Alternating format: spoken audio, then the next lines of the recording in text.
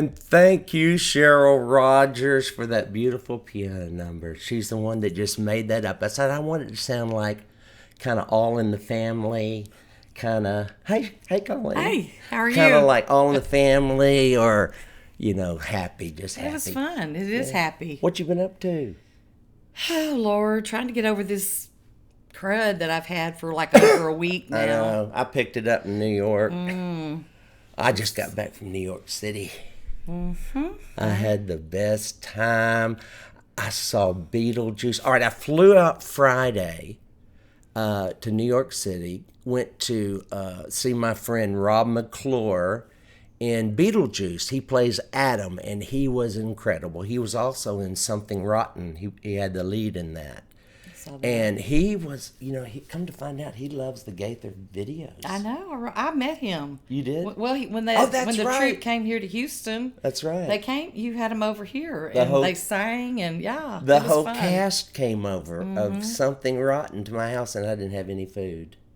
I had a loaf of bread and some sandwich meat, and they devoured it. I didn't think to have food. I'm no host. No. So, not a good one. Well, but that's why I have Colleen and Dina and all my harem. So, let's see what else. Oh, so I saw talk Rob. about the. You said you had great seats at the theater. Oh yes. When I got there, Rob got my seat, and it was on the 5th row center. And one thing I've learned also, if you go to the theater by yourself, which I don't mind doing, and I paid for my ticket. He got a house seat for me, but I still paid for it, but even if you walk to the front door and say, "Do you have one seat?" Because usually there's one lonely seat, that is sitting there. I remember when I saw Johnny Mathis years ago in Pittsburgh, back in the day when I was traveling from church to church, and it was just me in the car, and I was in Pittsburgh, and I passed some theater. I looked up and it said Johnny Mathis, and I pulled over, walked up and said, "Do you have one seat?" I was on the front row. Wow. And he's one of my favorites. But anyway, so I saw neat. Beetlejuice. It was great. It was great. You've seen the movie, have you? Oh, yeah, I've seen the movie. Did you was like it something like the movie? I mean, obviously it's a... It was similar. The movie's about dying and making a whole lot of fun of it. And which I'm fine with. I thought it was very funny. And let's see. And then, of course, that character with the striped suit. Yes. And he was, the guy who played him was incredible. And then Rob played Adam, who was Adam and his wife die. And so they wake up and realize they're dead, and so that's how it all starts and gets going. And then the real reason I went to New York was because Amy Gaither, who I've known since she was knee-high to a grasshopper. Colleen made this tea, and it's too weak. Look, you can see through it. Can you see through that? Well, we could just do the show like this. Well, but anyway, what was I talking about? You were talking about Amy. Amy Gaither Hayes. So she used to sing "I Am a Promise," on the Billy Graham crusades with her mom and dad. Well, I went over to her house and had a little conversation about what she's doing now. She's no longer a little girl singing at the Billy Graham crusades. She is an actor in New York City, and she's a director and a producer, and she staged a Shakespeare play called Twelfth Night. I was calling it the 12th night, like I call everything, like I have the cancer, or I have the, I have the ADD. But she says it's just 12th night. 12th night. Have you ever seen it? Have you ever seen any Shakespeare? No, not. Yes, I have seen. I think Faust was one of the. It's like one of those real heavy. His stuff is heavy. Shakespeare. It is. Oh yeah, yes. Well, this started off with a shipwreck, and anyway, but after it was over, I told her they ought to do this in English, but she laughed. Anyway, here's my little interview with sweet little Amy Gaither Hayes. For those of you who remember her from the Gaither videos years ago, here is Amy. I'm in New York City, Grand Central Station, about to go to the Apple store.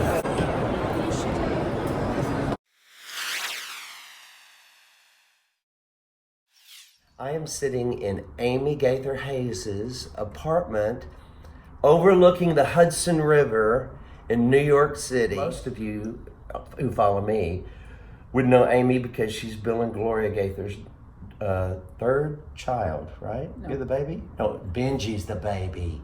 Obviously. You're the middle one. Yes. Yeah, like me. Anyway, so she's grown up. She's gotten her MFA, which is a master's in what? Fine arts in acting. Okay. That was a long time ago, though. Well, you got it, though. That's a big deal, which kind of proves you know what you're doing. And you've taught it. 20 years. Yeah. And so you've come to New York 2 years ago to do what? To do theater full time. So to act mostly, and then, but also direct. And I've started a teaching lab here, a studio, so that I teach actors. And that's what we saw last night? Those are not your students. No. Those are paid actors. Those are professional actors. And it was a ticketed event of one of many, I'm sure, going on. I mean, how many plays were going on that night? How many? I don't know. In this city? I don't know. We should get a theater listing and find out how many. And so how hard is it? I mean, you picked the hardest city in the world to probably pull this off. In some ways. And yet also probably the only city where you could, maybe. Well, I produced in Indianapolis for a while. And it's easier in some ways because it's a smaller market, but it's definitely less expensive. This is an expensive city to do anything in, much less produce in. But you have to, there are so many more venues here, and there's a market and there's an audience, and I'm not building an audience. There's already one here. I am trying to get on their radar because I'm new. Now, how do you do that? Just keep doing it? I guess you just keep doing it. Don't you think if you started with something a little less severe as Shakespeare, don't you think Shakespeare's a little severe? Was it severe last night? I mean, from my joyful southern ears, I told her, I said, hopefully one day they'll do this in English. Anyway, it's the King James English. Shakespeare lived, 1411? No. Somewhere back yonder. 15-something to 16. Has anyone ever updated it? Like, I'm saying, take the same thoughts and just... But then it's not really Shakespeare, because the story isn't his. I mean, he's taken plots that have been around, or he found it. Yeah, which is what most people did. It's the language that makes it special. Well, I'll tell you this. It did make me want to do this, and I am going to do it. I want to read it. I have to, because there were some great lines in there. I know. And I did hear them, but a lot of it I could not understand. But reading Shakespeare is not really how, it wasn't written to be read. It was written to be played. Okay. But, that doesn't mean you're not allowed to read it. Tell them a line. What was one of your favorite lines from last night? Oh, man, I have so many Well, favorite tell lines us one. Or two. Okay. That makes him so fabulous. There's so many famous lines from this play, like "If music be the food of love, play on." I like that. Did you like that? If music be the food, okay. What else? I didn't hear it. It gives a very echo to the seat where love is throned. Did you hear that one? Say that one more time. It gives a very echo to the seat where love is throned. That's nice. That's nice. Yeah. I did not hear that. There's some funny lines in it, like sometimes me thinks I have no more wit than a Christian or an ordinary man. I heard that. I did hear that one. And I did laugh. Did you hear me laugh? Yeah, I did. I laughed loud on that one. I think he said it to you, too. He probably did. I don't know. And there were some, those kind of things. Now, if you read it, wouldn't it help you the next time you saw it? At least to know the story. Yeah. Because they're on it. They have a shipwreck, which I don't know. I didn't understand that they were shipwrecked on an island. But the next thing I know, there's so many people involved, it couldn't be a stranded island. And I saw the brother and the woman wanting to be a man because she had to pull something off. Right? Is that right? Here's what we need to do. What? You need to start writing a series of Mark Lowry explains Shakespeare. Okay, well, let me start now. Well, what happened was... From your point of view. Well, it was very bare. Your stage was very bare. You had to use your imagination, which I liked. But I ordered the Cliff Notes for this play because I wanted to know, if I knew the story, then it would help me. Yeah. So what I saw without the Cliff Notes was some really good actors. I might have had you a really good actor too. I mean, all of you guys.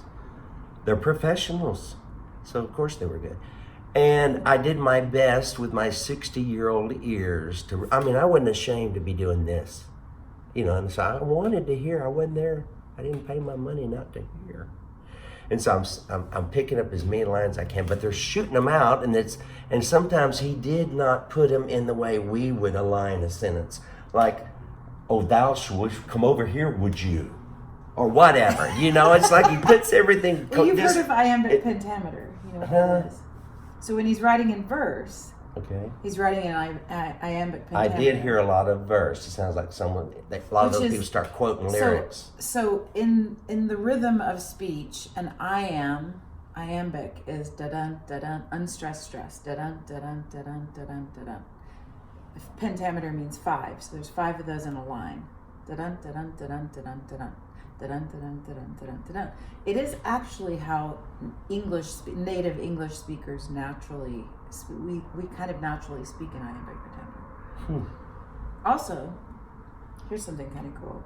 If you had a whole room full of people and you asked them to find their heart rate and count the number of heartbeats per breath, the average is always 5. So that one breath is enough to speak one line. Interesting. And we are actually speaking in the rhythm of iambic pentameter. We're breathing in the rhythm of iambic. Well, the truth is, I don't remember. No, I was probably not paying attention. I'm sure I had some teacher somewhere along the line who loved Shakespeare and could have made it come alive for me, but I don't remember them. And I just remember it sounding so much like the Bible. Yeah. Because King James was on the throne when Shakespeare was writing. Yeah. The Bible, King James came on the throne in 1603, and that Bible came out before Shakespeare died. So Shakespeare probably was one of the writers he enlisted to do some of the translations. There's a legend that Psalm 46, so Shakespeare was 46 years old the year that the King James Bible was published. There's a legend that Psalm 46, if you count 46 words in from the top of the psalm, the word is shakes, and 46 words in from the bottom of the psalm, the word is spear, and that's how he signed it. That he translated some of the psalms. Heresy! No. Do you think he did? Probably. Probably. I mean, if I were a king and I needed the Bible to be translated into and he poetry, was I would have enlisted all my poets. Well, okie dokie. So that's what Amy Gaither Hayes is doing. For those of you that remember her singing, "He's still working on me." I didn't sing that. You didn't sing that? No. Who sang that? I don't know. You I did sang. too. Didn't I sing? Billy- I'm a promise. Oh, that's right. Shoot. That And was... I'm something special. He's still working on me. And Kids in What's his Construction. name's song? Name your dad's No, it's not my dad's song. Oh my gosh, I'm Or my such mother's a song. Gaither scholar. No, It's that my was dad's song. It's my yeah. mom I and dad's am a song. promise. You still sing it? That's what you need to learn on that. On the uke. I am a promise. I can learn I am a possible. And you were. Look at you now. that. Any minute now. If you can I'm make gonna it come here. to fruition. If you can make it here, you can make it anywhere. So if you're in New York in the next 3 weeks, 2 weeks, 3 weeks? 2 weeks. Till Well, let me tell you, 21st. I will play this, Lord willing, once I edit out the song that Bill didn't write.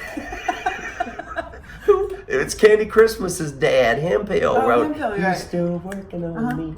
It's even a better song than I Am a Promise, but don't tell your dad. And no. Tell your mother, my mother. Oh, my your mother. She won't see this. You think she'll see this? It doesn't matter. The facts are that my mother wrote the words. I know she always I get writes really the bent out of words. shape when people talk about my dad's songs, Oh yeah. Wonder how that happened. videos. Well, it usually says William J. Because Gaither. it was his face on there, and suddenly it was all Bill Gaither's music. But hey, I'll tell you, well, you know. After my entire life, it was always Bill and Gloria Gaither's music. Oh, yeah? And then the videos happened, and then it was just Bill Gaither. Huh. Well, I have pointed out many times when he married her, it wasn't a marriage, it was a merger, and that because he lives would be nothing but a pretty melody without Gloria. You know, that lyric. All those lyrics, everybody. He knew a meal ticket when he saw it.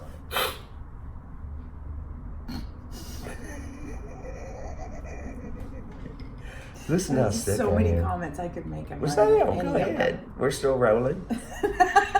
Go ahead. I love her. That was a good interview. Wasn't that fun? That was Unedited. Because I came home, didn't have time to edit. Joel Hempo wrote, "He's still working on me. I remember that. To make me what I ought to be. It took him just... Anyway, she's up there having a blast being an actor. I think I could be an actor. I was just wondering if maybe you feel like doing a Shakespeare. I got the face for... Texas Shakespeare. Yeah, that would be funny. Now, that would be funny. Now, how's your mama doing? She's good. She's doing great. I heard she went to Kuntz, Texas the other night to hear gospel singing. I just love that she lives out in the parts of Texas that still have good old gospel singings at little bitty churches. Mm-hmm. And she goes every Friday night. Tell them what she does on Friday night. They have some friends get together in Groves, Texas, and they meet on Friday nights. They call on Thursday to see who all wants to come, and they meet at the Bedares home. Yep. And they go there. And the Bedares have an organ and a piano. Mm-hmm.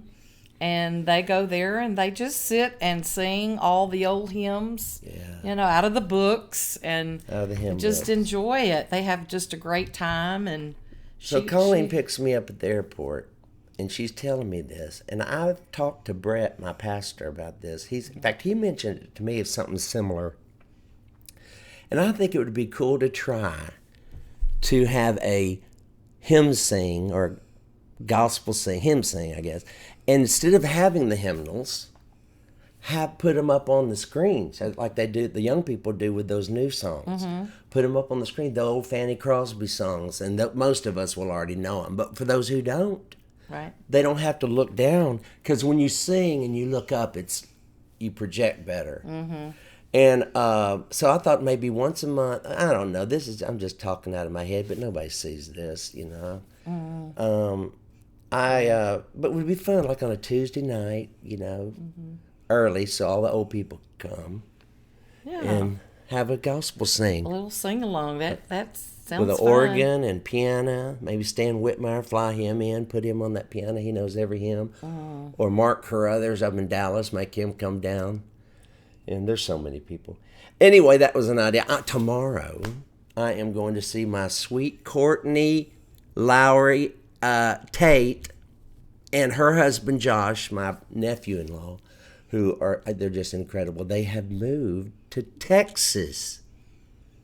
Yay. You're supposed to act more excited than that. I am. That's what I said. Yeah, yeehaw. They're going to be Texans They now. are in Midlothian, which is south of Dallas.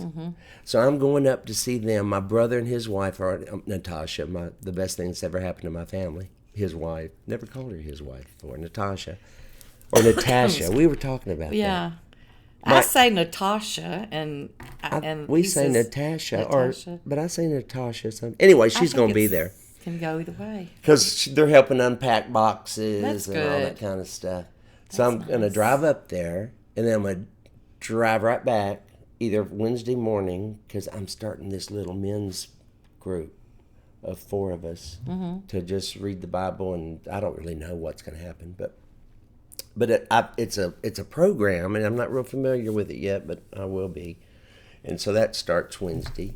And Amy's website. Yes, Amy Gaither's website. If you want to go to New York City, if you're in the area, go see her Shakespeare play. I have put her website in the show notes below the .com. And also, if you're watching on Twitter and YouTube and Facebook, we're all live right now, make sure you share this so we can get out there. What else have we got to do? The Michael W. Smith thing. Oh wow, that commercial! It's like I want to go. I know. Yeah, it's the lineup is fantastic. Everybody's gonna be there. I know. Winona, I love Winona, and John Christ. Love and him. I know, isn't he funny? It's funny. He is so funny.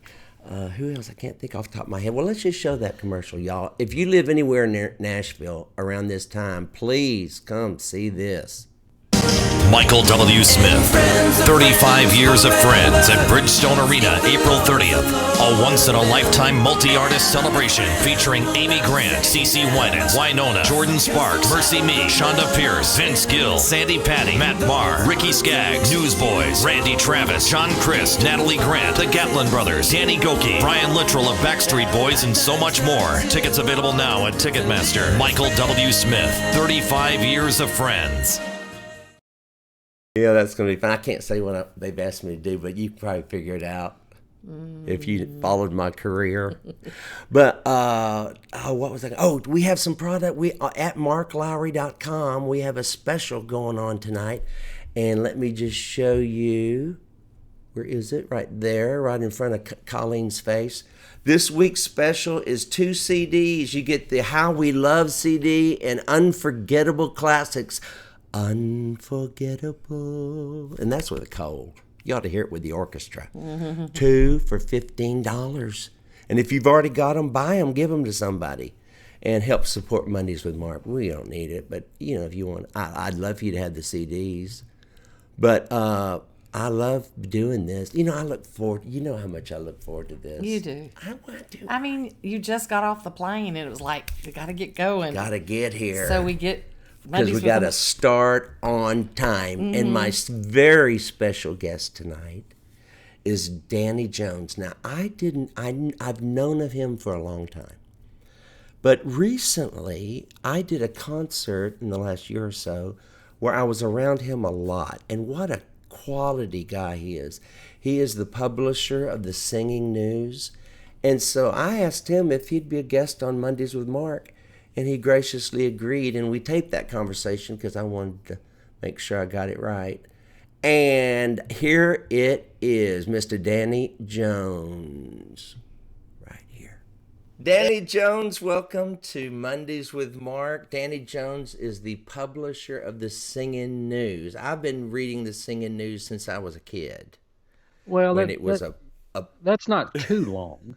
Oh, it is. When it was a big newspaper. Remember when it was a newspaper? Or yes, sir. Are you old enough to remember that? I actually remember it well because my parents received the Singing News on a regular basis. So I remember going to the mailbox, pulling out that newsprint, and just being fascinated by what I saw in there. And I was a big fan of seeing pictures of buses. So nothing thrilled me more than to look in there and see a picture of the bus of the Stamps or the Hopper Brothers and Connie, or even back in the very back where the personal appearances were listed. At one time, they used a drawing of an old 4107 Buffalo in the back of all that. So that as a kid, that just fascinated me. Never dreamed I would be doing what I'm doing now. So how did you go from, where were you raised? I was raised near Greensboro, Georgia, a little town. It's about halfway between Atlanta and Augusta on Interstate 20, 30 miles south of Athens. So I went from there to here via several stops. My first real experience in gospel music was working at the local radio station, WGRG, which has now changed its call letters. And the owner of that station knew my family, knew of the love that was developing within me for gospel music. And when he wanted to expand his Sunday morning programming, he asked me if I would be interested. So I did, started playing the records. It was a true 45 back then. I remember. And I remember when the first CD showed up, CD player, it set the world on fire. And through that work at the radio station, I developed relationships with people such as Eddie Crook, Dave Wilcox, Norman Holland, Jan Purrier, A lot of the people who were movers and shakers in gospel music in the late 70s to through the 80s, and over time developed a relationship with Eddie and Dave to the point where when their business expanded, they needed more help in the radio department, radio promotions and A&R, things like that. So we worked out a deal, and in February of 1991, moved to Nashville, went to work for Eddie Crook, was there for 4 years, and then came across the mountain to Asheville, North Carolina, worked for Eldridge Fox of the Kingsmen, and Chris White, Eddie Swan, Mickey Gamble, all the folks at Crossroads. I was there for 6 months, and I was the worst possible product salesman that you could ever come up with. Fortunately, about that time, Jerry Kirksey, who was the associate publisher and editor-in-chief of Singing News at the time, he called me because Dina Searles Warren, she had tenured her resignation because she was managing editor for a while, but she had developed a company that was basically a PR company and went on to tell the whole world about Bill Gaither and his concerts and his videos and things like that. So when she left, that created the vacancy. That was August of 1995, and I've been there ever since. So if you came with Jerry Kirksey in 91, then you were there during the J.D. Sumner years of him writing his article? Sort of. I actually got there in 95. I went to Eddie in 91. But when I arrived at 95, J.D. was still doing his columns, and it never failed. Every second Monday of the month, I would get a call from J.D. He said, I know I'm late. I got to come up with something. And by the end of the day, though, he had something to share that, he was one of a kind. That's all it boiled down to. There's only one J.D. And, he could get by with more stuff. He could, and there were a time or two we had to have a discussion, and like JD, are you sure this is going to fly? Oh yeah, he knows I'm just kidding, but he's certainly an important part of Singing News history. So you never did sing gospel music. You never were a singer, or were you? No, I can carry the part if necessary, like a baritone, maybe even a tenor. What do you mean? Well, no. As if it's easy to carry the baritone part? No. I'm just saying it's my range, okay? Right. And if necessary, if the moon is just right, I could do a tenor. But the world is really not, the singing world is really not where I fit in. And I'm okay with that. You fell in love with gospel music as a young boy. Is that what you're telling me? Yes. My parents come from a musical background. All of my uncles, or nearly all of them, are either pastors or music directors. So it was only natural. And on top of that, both of my grandfathers, both sides, taught singing schools throughout North Georgia.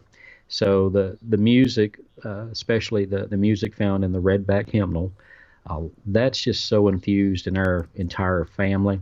Mom and Dad, they can sing, but chose never to really do that. But they supported the music, and that's, they took me everywhere, and I'm grateful for it. Since 95, when you came to the Singing News, there have been a lot of changes in gospel music. It used to be only quartets were allowed on the front cover of the Singing News. And by the way, thank you for letting me on the front cover, and I'm not even a quartet. Look at there. Right there. Thank you. Thank you so much. What an honor that was, and I appreciate it. So how do you think, what made that change? That's a change. That's a big change.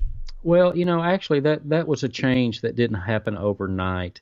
If you go back to the early days of Singing News back in 1969, going forward to, say, the early 80s, we really didn't have a cover feature because it was a tabloid. And so you would see a little bit of everybody on the front. After J.G. Whitfield sold the magazine to Maurice Templeton, Maurice took more of a feature-based approach to the magazine other than just talking about concerts and running little snippets of press releases. So that's how that started. And and honestly, there was never really a hard and fast rule on who was on the cover or who was not on the cover. A lot of different formulas were tried, if you will. If you got a number one song, that merited a cover. If you had a special anniversary like you've been singing for 60 years or whatever, you got a cover. But over time, as gospel music changed, there was also the realization that you have to change with it. You have to help grow each other. And so as family groups become more prevalent, trios, soloists, all the different configurations, it just had to expand. And one of the things we've tried to do in the last 4 or 5 years is to have a healthy blend of very well-established artists and those artists who are just now getting their first taste of the national spotlight. And so far, it seems to work well for the time period we're in. A little bit of this, a little bit of that, show the entire spectrum. What group was it when you were a kid that grabbed your attention? Like for me, it was the Rambos. Do you remember what group it was that said, hey, listen to this kind of music? There were two, and they are fairly opposite. And it was mainly because they came to our area quite a bit. One was a group called the Dixie Echoes. The group is still singing today, straight ahead 4-part harmony, very traditional. Loved what they did. And then the other one was the Lewis family. Oh, I love them. And the reason why is the Lewis family lived probably 40 miles from us in neighboring counties. In fact, Sherry Easter's school and my school, we competed against each other all the time in every sports activity, all the literary stuff. So I've known Sherry Easter a long time. So was it more proximity? It was. It was very much proximity of that. And the Lewis family sang in our area so much that it was just, like a family reunion many times. Right. Well, the Rambos, of course, I was born in Houston, and the Rambos and the Goodmans, all the groups came through to W.B. Nowlin's Battle of Songs. I think it was. No, that was in Dallas, the Battle of Songs. Well, I think it was called the Battle of Songs here too. Anyway, which is an odd name. You think about the battle. We're going to war. But they did compete big time back in those days, didn't they? And the best part about that, Mark, was that the fans won. If the group wanted to really, really hot dog it a little bit and try to outdo the one that was before them, the real winner in the whole program were the fans, because they got treated the best of the best. It is. I would hate to have been that group that got their sound turned off. Oh yeah, that happened a few times too. That was a little different.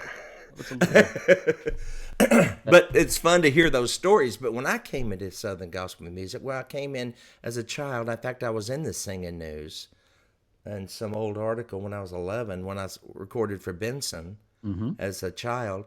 But then watching it evolve and see how it's gone through the years, I like where gospel music is going. I love listening to it on Sirius, on my car. I love that we can hear that all over the country. I mean, what a wonderful time to be in Southern gospel music, I think. It is. I told someone the other day that despite some challenges that we all faced, or that we all face now because of the business environment, this music is actually in front of more people than ever before, thanks to all the different types of media. You got the traditional print, the traditional radio, still some TV out there, but you've got all these different aspects of YouTube, social media. Exactly. There is, I think the case is very plainly stated to say that gospel music is truly in front of more people than ever, and is, it's doing well, in terms of reaching people. The business side of that is with different things that have come into play, like different royalty rates, different ways of protecting your image, protecting your copyrights, all those different things come into play. That's one of the biggest changes that has come along in gospel music. You almost have to think a little bit like an attorney in everything that you do now. And in addition to still being creative when it comes to putting a song together or working on a presentation for your group. There's a few more different aspects. That said, it's grown. There are more people today who know our songs than ever before. You've got a podcast now, too, that I listened to today. You interviewed Troy Peach, and I enjoyed that. Are you going to do more of those? That is a brand new venture that we are launching the first week of May in association with our 50th anniversary. And my experience with podcast prior to the one you listened to was zero. Right. And podcasts are still a new thing in the world of gospel music. They are growing. It will be a force to reckon with, I guess you could say, as time moves along. Podcasters say, and the neat thing about a podcast is when you do an interview with an artist, when it goes on paper, you miss the inflection, you miss the tone of voice, you miss whether there's a little bit of humor or a little bit of sadness. You miss all of that. A podcast puts life into that interview.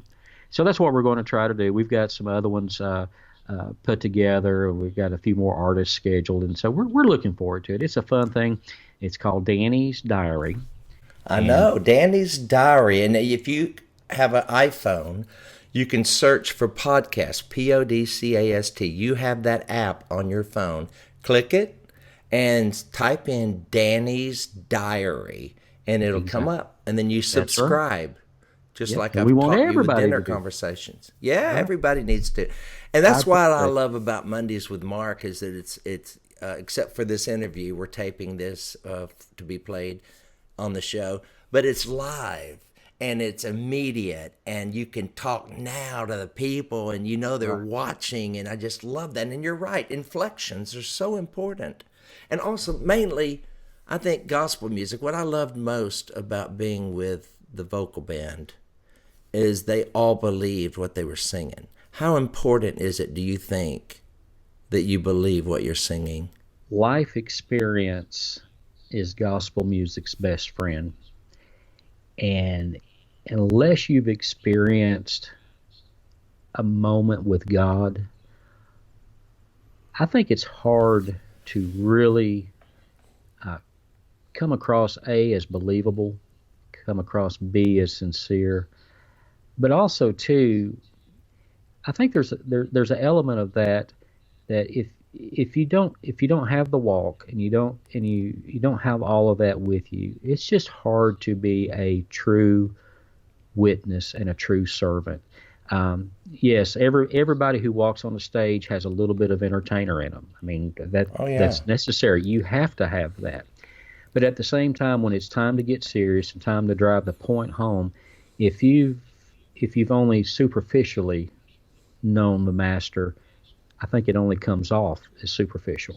Danny, thank you so much for all you've done for Southern gospel music. I mean, you have filled some big shoes. I mean, there have been great publishers in the past, and I'm sure hopefully there'll be great publishers in the future. I mean, 50 years this magazine has been around. 50 years. That's right. And informed, blessed. If you're not a subscriber to the Singing News, where would they go? Singingnews.com? Singingnews.com, or if you want to do something a little more traditional, you can call 800-527-5226. As the old saying goes, operators are standing by. Oh, that's great. Thank you, Danny, for being my guest today. Yes, sir. Danny Jones. Thank you, Danny. I appreciate you doing that. I know that he probably wasn't totally comfortable. I remember we were talking, but he did such a good job. I learned a lot from you, Danny, about all this goes on behind the scenes. Hey, y'all. Next week, I'm taking off. I will be out of town and won't have Wi-Fi where I'm going. And so, also, what else did I say? The comments. I was reading some of your comments, and you were asking where you can hear Sirius on Enlighten 65 is where you hear it. And we saw somebody on here you knew. Yeah, George Jessel, that goes to Landmark Pentecostal Church. Goes to church with my mom. Oh, really? Yeah. And he said, come get a pizza. Have Gay Nail Dehart bring you by for a pizza. Well, he must know me real well because I do love to eat. Mm-hmm. And, love your comp. Thank you all. Thank you, Douglas, Nunn, and Kate. Ooh, how do you say that? Krasuski. Susan Sears Roberts, Karen McBride. Hi, Karen. The cruise, our cruise mate. We had so much fun on the cruise. Sandy Sexton, Deborah McNelly Gray. Oh, yeah, thanks, Sandy. Well, y'all, I guess that's it, huh? Mm-hmm. I can't know. Oh, wait, before we go, I'm going to try this. Let me get rid of my gum. I did take some pictures of some of the New York landmarks, because, when you go, you got to take pictures of the New York landmarks. So here's my... Like what? The Statue of Liberty? And the landmarks. Empire State Building.